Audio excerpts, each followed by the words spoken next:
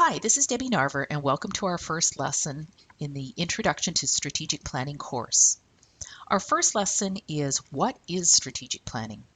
Most people know that it's long-term planning, but the proper process is less known, which can lead to problems. So, the areas we'll cover in this lesson include, first, what are the problems and causes of failure in strategic planning?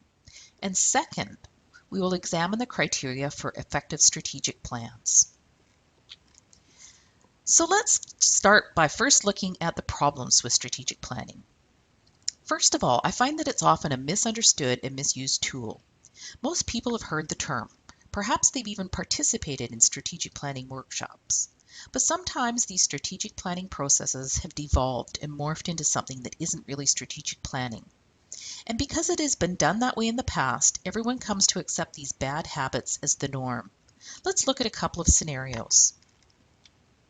In scenario 1, our planning calendar says it's time to do our strategic plan.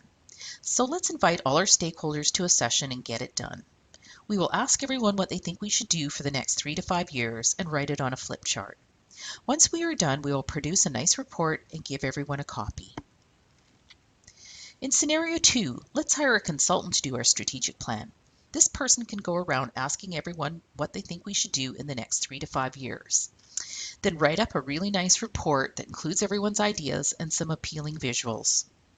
Now, I'm not necessarily saying that there's no value to either of these processes, but they certainly present some problems. Let's dig into that a bit. What are some things that can cause strategic plans to fail or not be as effective as they could be? First problem, there's no clear purpose. So how can you get results? In our scenarios, it was something that just needed to be done. Without purpose, it's difficult to get commitment or focus. People may go off in all directions. Second problem, the plan is not linked to vision and goals. So why are we doing it? This may seem obvious, but so often the vision and goals are not considered. The next and very common problem is basing the plan on opinions rather than based on real and objective information. So we end up with a plan that is not realistic or achievable. A solid plan takes research and time, which connects to the next problem. Lack of a structured and systematic approach. Sometimes organizations want to rush through the process and don't want to commit the time and effort. Once again, this usually leads to a poor plan, even if it does have fancy graphics and a glossy cover. Another big problem is when it's not linked to action or implementation. So for example, who will do what, by when? What resources do we need? Without getting these things in the plan, it's not likely to get done. And plans are sometimes not aligned with the current reality, such as resources. So we may have some grand ideas, but we don't have the money or time. If it's not realistic, it won't be achieved. And finally, there may be no follow-up evaluation. The plan just sits on the shelf. A strategic plan should be a living document which we continuously reference and modify as necessary to meet changing conditions. So now that we've looked at the problems and pitfalls, let's talk about the criteria for effective planning. Mainly, it needs to be based on best practices, and it needs to be objective and achievable. Let's start by understanding what we mean by strategy. When a military general or a chess master talk about strategy, they are talking about the approach they use to win. It's not instructions for how they do their job or what others want them to do. It's the same in management. This definition from Essentials of Strategic Management by Hales and Jones describes it as a set of actions that managers take to increase their company's performance relative to rivals. So why is strategic planning important? First of all, consider, how will we achieve our vision and mission? How can we be better than the competition? A strategic plan gives us the how. It creates focus because we can't be all things to everyone. Have you ever tried? It allows us to be proactive to avoid risk and leverage opportunity. It gives us a broad and long-term view. And it guides operational decision-making, budgets, and priorities.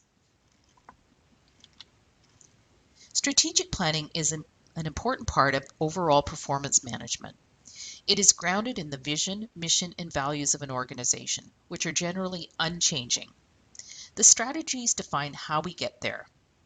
And as the environment is usually changing around us, strategies need to change to adapt. The strategic plan then guides the operations. Where do we focus our resources? What do we need to achieve? It guides business unit plans and ultimately individual employee plans. When each employee's work is aligned with the strategy, the organization performs well, assuming that the strategy is good. It also helps with day-to-day decision-making, as managers and employees can assess which course of action is consistent with our strategy. Now, I've seen all kinds of things listed as strategies. Often they are projects or tasks, not strategies. A strategy is a clear, focused direction. Here are some examples. Lowest cost. Differentiation, which is what is unique and valuable to whom. A niche or focus, where we excel in a narrow market or a unique customer segment. Now, these first three are generic strategies defined by expert Dr. Michael Porter. We'll learn more about these in future lectures. But also consider things like partnerships or collaboration, mergers and acquisitions, adding or removing lines of business, automation, early adopters such as first to market. See how each of these is a very clear but big picture direction. We don't get into projects and tasks until we have this big picture. So let's talk about what strategic planning is not. It's not a wish list, a to-do list, an audit, an operational plan, a project plan, or a policy.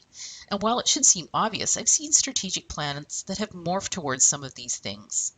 Once again, I think it comes back to being clear on objectives. Otherwise, individuals can push it in different directions, either consciously or unconsciously. The primary objective is how to achieve our goals. So keep in mind, strategic plans should be big picture and long-term focused. Usually focus on a 3 to 5 year window, but that can vary depending on how much change is happening within our environment. Be aware of getting bogged down in the detail before having the big picture. So let's summarize what we've learned in this lesson. First of all, strategic plans provide focus and helps guide decision-making, business unit, and employee performance plans. Strategic plans often fail when they don't use a structured and systematic approach, are not based on real and objective information, or don't link to implementation. Strategies define a set of actions, the how, to achieve superior performance and reach goals. Strategic plans should be big picture and long-term focused, not a to-do list. Thank you for joining me in this brief lesson. In future lessons, we'll delve into things such as plan your plan, setting up for success, gathering and analyzing information, evaluating options, and linking to action. So please contact me to learn more about this and other courses in applied management. Debbie at narvermanagement.ca.